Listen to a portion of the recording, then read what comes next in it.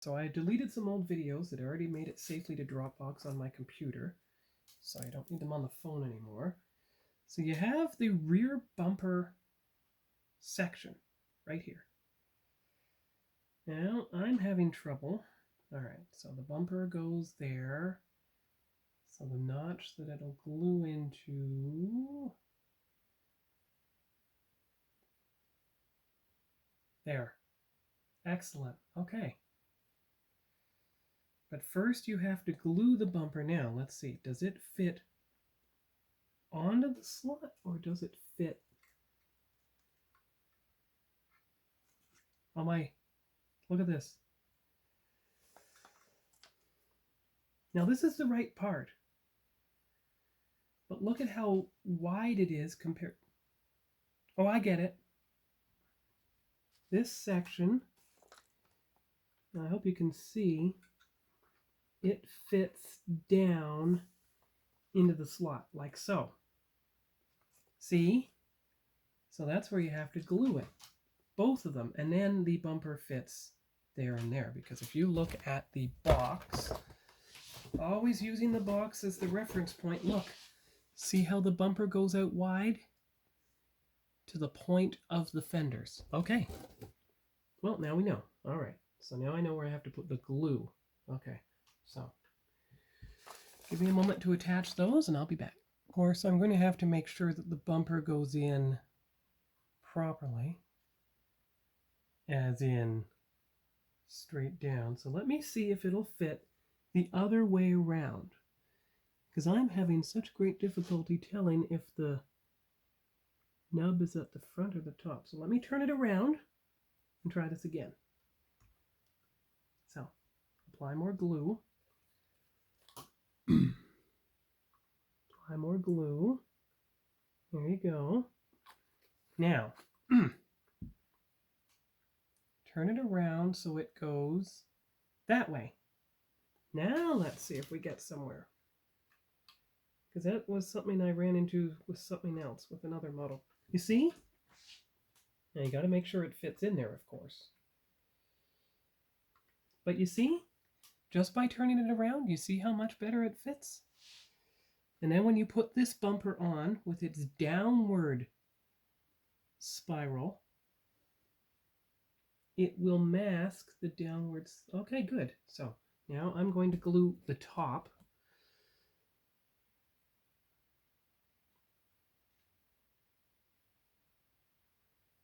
Let it settle in there completely.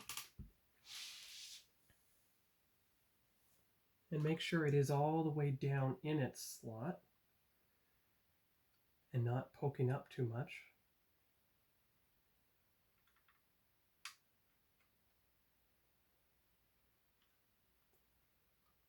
Come on. See, that one's down properly. This one's still up. But it's not up in the other area. There's just more of a cutout, so it might be a little crooked. Or maybe not. All right, so leave it like that. Don't touch it. Set it aside. See if I can try the other hose. There. Let's do that. Here's the other hose. Let's see if I can do that. That's as close as I can get for the other hose. Both hoses. They're not in at exactly the right angle, but they are aiming at their respective holes. So that's as close as I'm going to get for those two. So that was sub-step 9. I know, I'm going out of order slightly. Sub-step 8 and 9. Okay, now, the headlights, which are embedded in here, you're going to give them more time because you have to glue them exactly on these two little nubs. So I'm actually going to leave that alone. I'm also going to leave the hood ornament alone because, as you see, that windshield assembly step was all the way back in an earlier stage that I wasn't going to do, see? All the way back at step 6.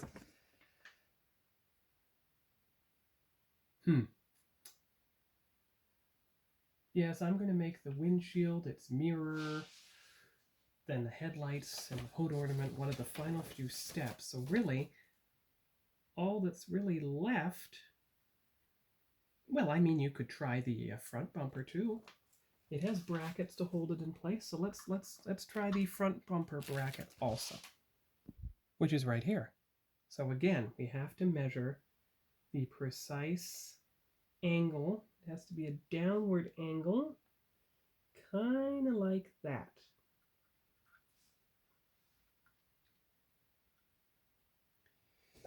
You see how the angle slopes downward. So we have to make sure that is how the front bumper goes on as well. So I will glue it in place also.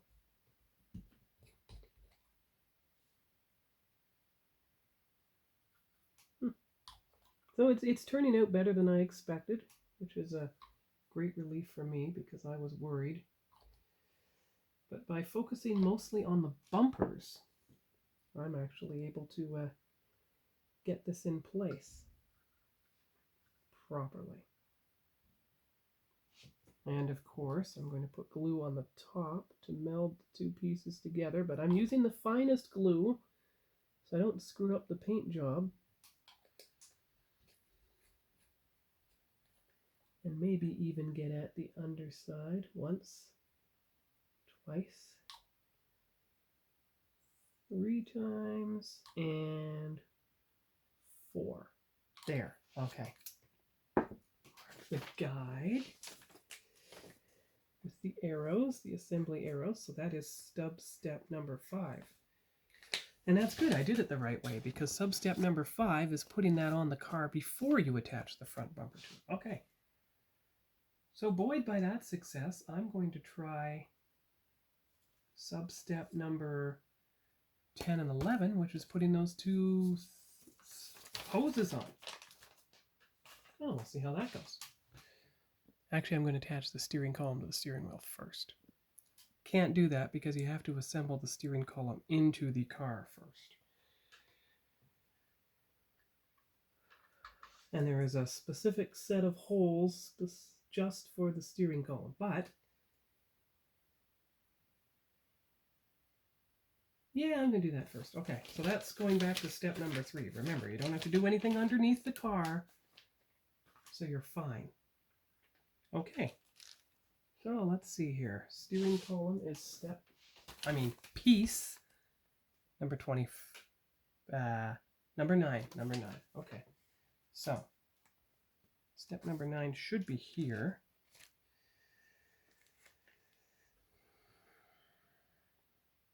Yeah, and step number 24 is the other piece, which is the brake lever. Okay, but you need number 9, which is the big thick piece. Okay, so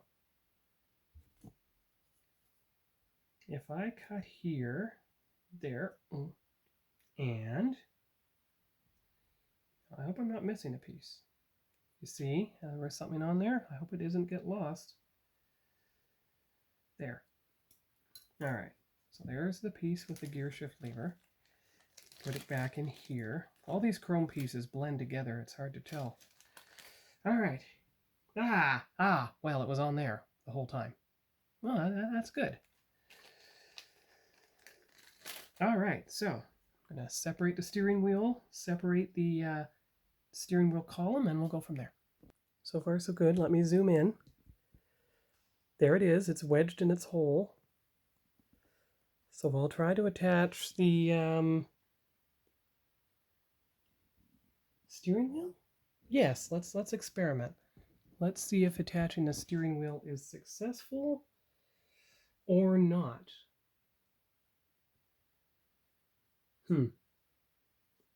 I tried to put the longest section in there. I hope I was right. Let me see here. 1 second. Oh, wait a minute. This way. It's supposed to go this way. Okay. I know, doing it on camera, not exactly the best idea. And I'm going to have to retop the glue, so give me a chance to assemble and I'll be back. There you go. It is slightly longer when the steering wheel is attached. So hopefully, and it's supposed to wedge underneath the chrome dashboard. Of course, both these pieces are chrome. Trying to get them to attach to each other is a problematic step at best. But if you could wedge something in there. There, you see? Now I know that's not pretty, but... And then you get the glue underneath the dashboard so that you can wedge the chrome pieces and glue them to each other. So that is about the best way I can think of to assemble it. Move it over here. Well, that's the blue highlighter I need. Well, that's why we turned to purple, just briefly. Just briefly.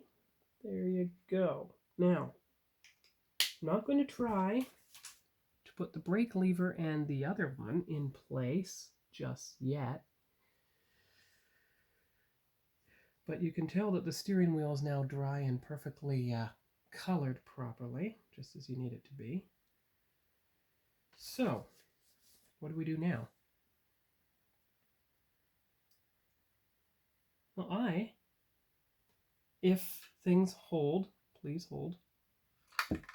Well, it didn't quite hold. Actually, you just need the cap in here, don't you? Do you?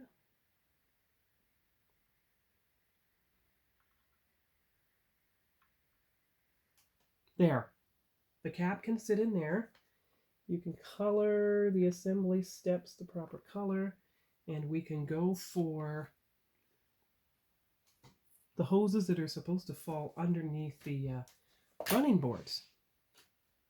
Fortunately, both hoses have the exact same number, so it doesn't matter which goes where in this case.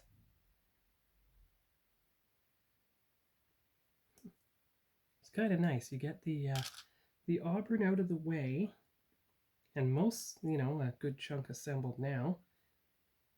And then I can focus on Voyager without interference. So that's quite nice, actually. All right. So let's see how the assembly of the hoses goes. These hoses. Now, as you see, look at, it's supposed to go in at an angle like that and then fit underneath. However, if you look at the way they actually go, it's going to be more like that. It's not exactly in straight. It follows the alignment of the fender, and it doesn't appear that it actually goes in there at all. It just wedges itself up against the hole. And you're still going to have to glue it underneath the fender to make sure it stays. All right. But that's one of them. You got to cut the part number off the other one, and we'll come back. There. There you go. See? And if you compare it to this side of the box, which is the only one that shows how the hoses go in, there you are. Now I know the angle's not exactly accurate, but there was only so much space for this nearer one, so I was only so much I could twist. Oh, there you go.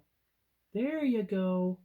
Excellent, excellent. Now you solidify that attachment point with the glue and make sure that they stay in there. I did try to sand the edges of the pipes, so hopefully that will work. And don't worry, I can re-chrome them. I have Krylon chrome and everything. But there you go. Now I know.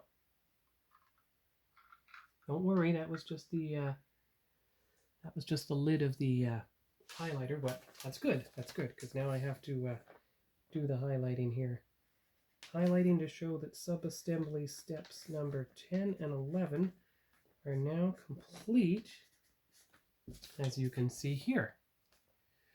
All right.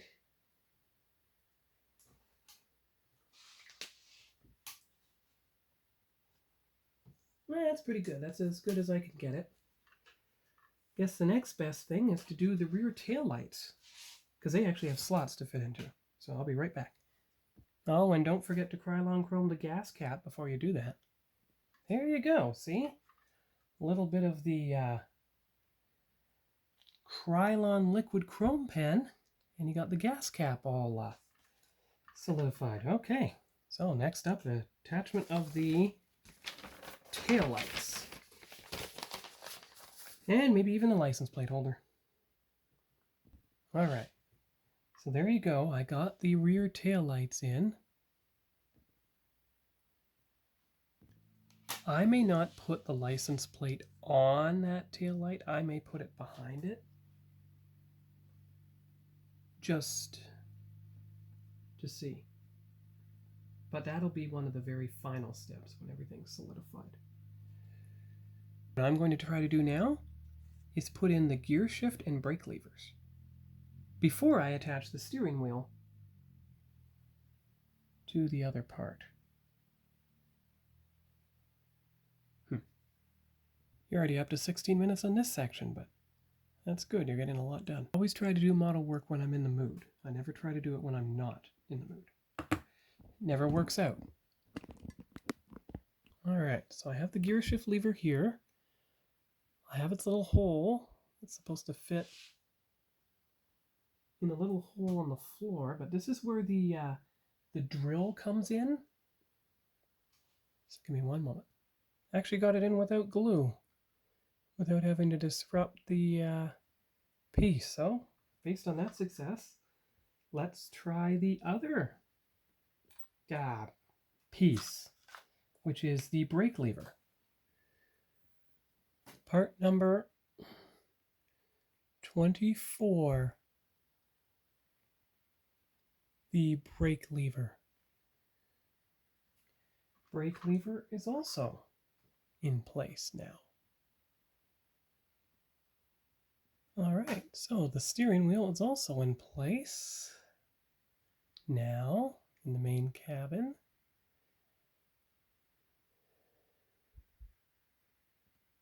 You can see how I used the marker and the ultrafine Sharpie to fill in the dashboard decals that degraded. So I guess the last step is to try the front and rear bumpers. Last step for today, that is. I'm holding the rear bumper in place at all 3 points of contact on the rear bumper bracket to make sure that the glue makes a proper seal, and I'm hoping that that doesn't result in fingerprints on the rear bumper. Now you see the problem is, well, I don't know, it's holding at the center bracket, but it's not holding on the two side brackets. It's holding on one of them, but not the other one. And if I try to push it on the other one, so I am just going to try again. So more glue, and we're going to see what we can do here.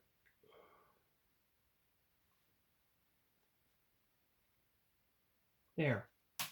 I'm pressing it like that.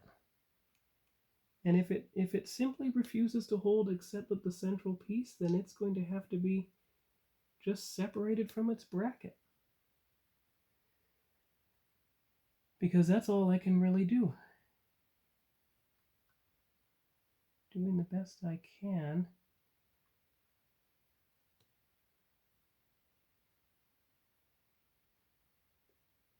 It just won't stay. And we're approaching 20 minutes on this section anyway, so I'm going to leave it alone. Here we go. Sub-step number 6 is complete. The front bumper has been installed on the Auburn.